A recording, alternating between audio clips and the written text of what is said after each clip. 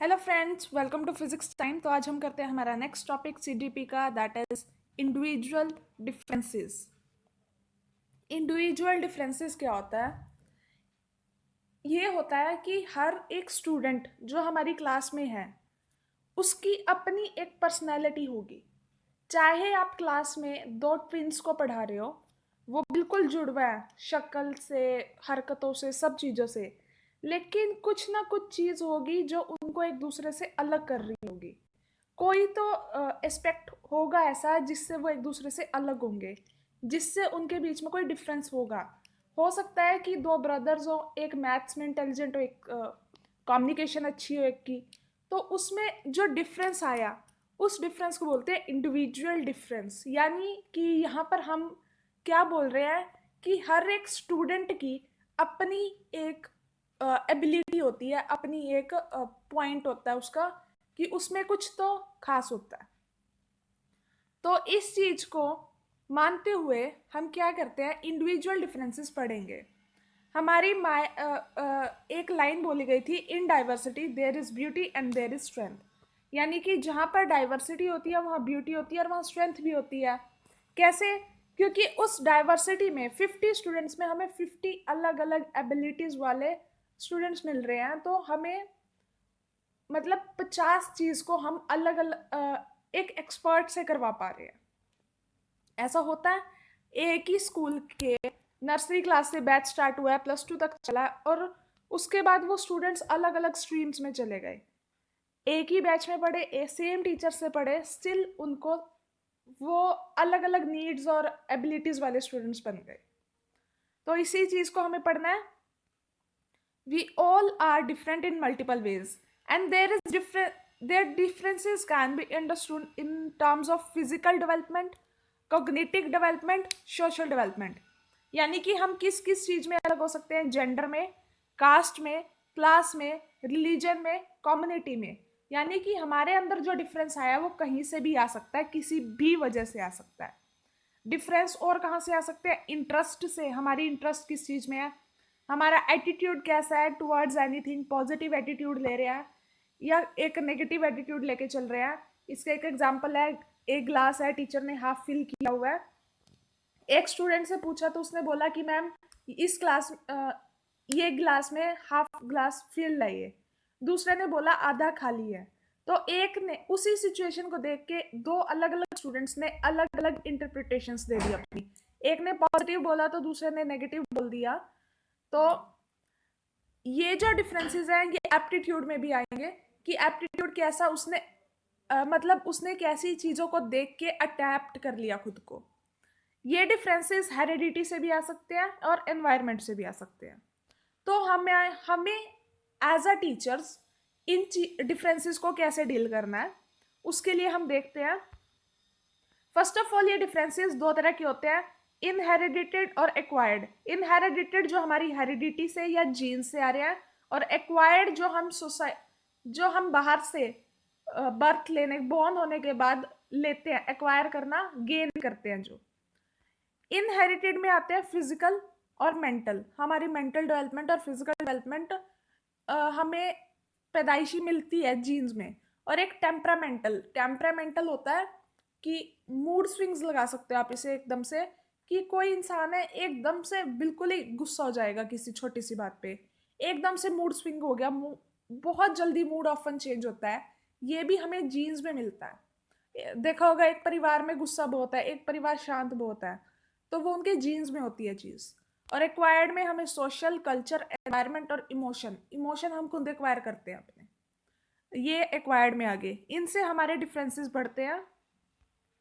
अब इन individual differences के basis पे हम अपने पेडागोजिकल वेज बनाएंगे इफेक्टिव। पेडागोजी मतलब मेथड ऑफ टीचिंग या प्रैक्टिस ऑफ टीचिंग। हम बच्चों को पढ़ाएंगे कैसे? अब क्लास में 30 या 50 स्टूडेंट्स हैं, मान लो 30 स्टूडेंट्स हैं, तो 30 क्वालिटी वाले बच्चे हैं हमारे पास। देखो, एक चीज हमेशा याद रखना कि कोई बच्चा कैसे हो, हमें उसकी क्वालिटी देखनी है सिर्फ। नेगेटिव तो टीचर को देखना ही नहीं होता, इतना याद रखना। तो हम इफेक्टिव कैसे बनाएंगे? पहला मेथड है इंटीग्रेशन ऑफ कंटेंट। इंटीग्रेशन होता है मर्ज करना। कंटेंट यानी हम डिफरेंट सब्जेक्ट्स के सेवरल टॉपिक्स को मर्ज करके कुछ चीजें बच्चों को अलग अलग सिखा सकते हैं।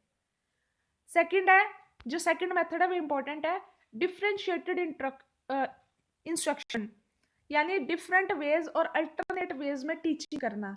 यानी डेली जाके बुक नहीं पढ़ाना उन्हें, डेली कभी उन्हें एक्सपेरिमेंटल पढ़ाना, कभी उन्हें थ्योरी से बताना, कभी बोर्ड से, कभी वीडियो से, कभी क्लास में कोई प्रैक्टिस करवा के, कभी कुछ करवा के। तो हम उन्हें अलग अलग मेथड से अल्टरनेट मेथड डेली यूज कर सकते हैं पढ़ाने के लिए।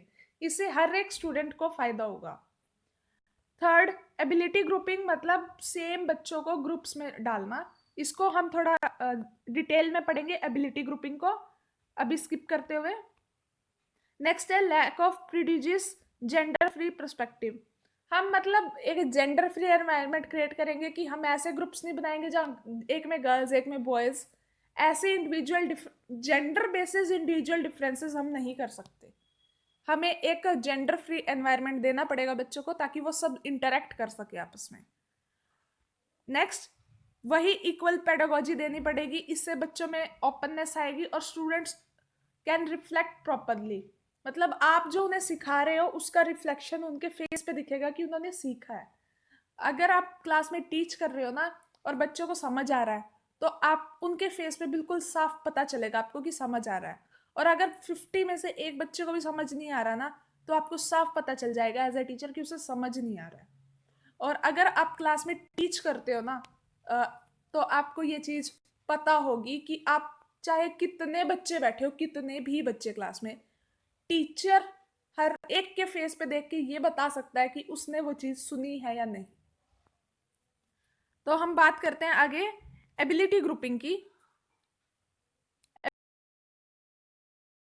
क्लास के अंदर बना देना, एक स्कूल के अंदर बना देना। क्लास के अंदर क्या होता है, हम सेम एबिलिटी के बच्चों को एक साथ करके उनकी एबिलिटी को एनहांस कर सकते हैं। जैसे कि मैथ इंस्ट्रक्शन दे दी कि ये 5 बच्चे आपस में एक साथ सॉल्व करेंगे, या रीडिंग दे दी, इस तरह की कुछ कर सकते हैं। और स्कूल में between class, with in class grouping मतलब क्लास के अंदर, बिटवीन क्लास ग्रुपिंग मतलब क्लासेस की ग्रुपिंग। विद इन वाले को होमोजीनियस ग्रुपिंग बोलते हैं और जो स्कूल ग्रुपिंग होती है उसे हेट्रोजीनियस बोलते हैं। स्कूल में जैसे हमने मान लिया कि हर क्लास के बच्चों को के टॉपर्स निकाल लिए और फिर हमने उन्हें कोई स्पेशल कोर्स ज्वाइन करवा दिया कि मॉर्निंग में आपकी एक्स्ट्रा क्लासेस लगेंगी इस चीज़ की। हमने उन्हें कोई नई चीज़ में ग्रुप करवा दिया, सपोज इंग्लिश स्पोकन क्लासेस लगवा दी बच्चों की, या मैथ्स एबिलिटी के लिए क्लासेस लगवा दी, या कुछ भी अलग। या बच्चे जो स्पोर्ट्स में अच्छे हैं उनको स्पोर्ट्स में निकाल के सुबह अलग बुला लिया। इस तरह से जो ग्रुपिंग कर दी हमने अलग टाइप की, उसे बोलते हैं हेट्रोजीनियस ग्रुपिंग। ये जो इंडिविजुअल डिफरेंस थे हमारे एजुकेशन में क्या हेल्प करेंगे, यही हमारी पेडागोजी सुधारेंगे, करिकुलम सुधारेंगे। हमें बच्चों को फिजिकली और कॉग्निटिव डिफरेंसेस के बेसिस पे अलग कर पाएंगे, ग्रुप्स बना पाएंगे, क्लास में ट्रैकिंग कर पाएंगे। ग्रुप्स बनाना ट्रैकिंग होता है। कॉपरेटिव लर्निंग आएगी। और इन सब के बाद हम उन्हें जब हम बच्चे को जान जाते हैं ना पूरे तरह से, तो हम अपने पूरे पोटेंशियल से उसकी हेल्प कर पाते हैं डेवलपमेंट में। तो इसके कुछ क्वेश्चंस देखते हैं।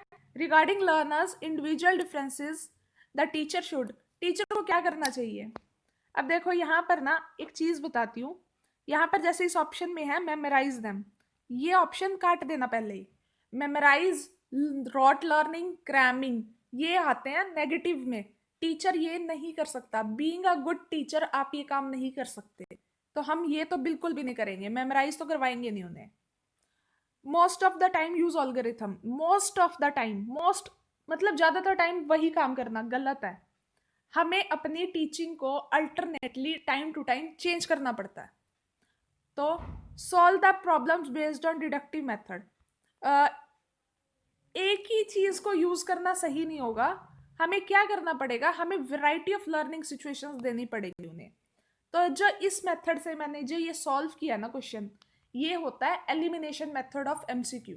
मतलब हम गलत ऑप्शंस को काटते जाएंगे तो सही हमारे पास अपने आप बच जाएगा। ये आप कहीं भी ट्राई कर सकते हो।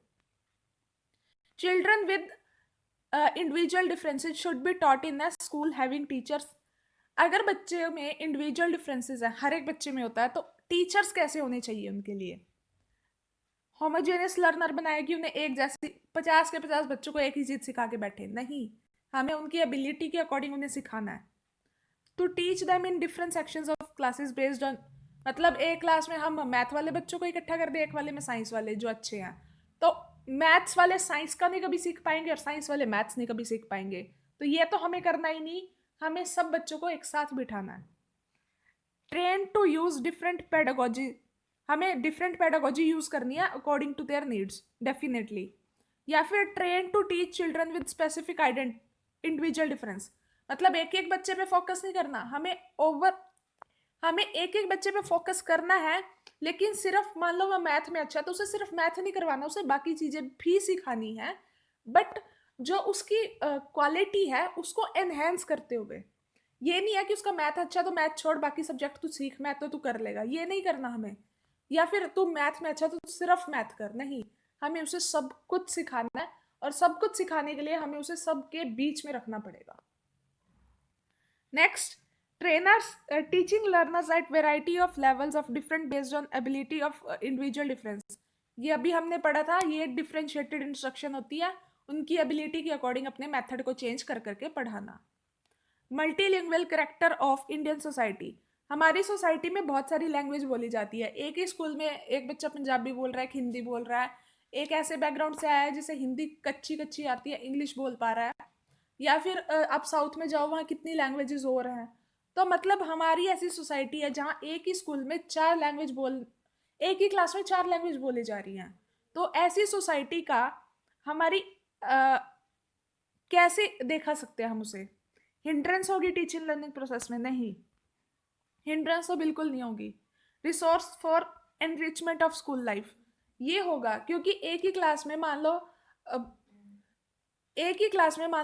बच्चे हमें बोल रहे हैं अलग अलग लैंग्वेजेस, तो वो एक दूसरे से अलग अलग लैंग्वेजेस सीख पा रहे हैं, तो दिस इज गुड ऑप्शन। बाकी ऑप्शंस भी चेक कर लेना, एक ही ऑप्शन ठीक लगने पे उसे टिक मत कर देना।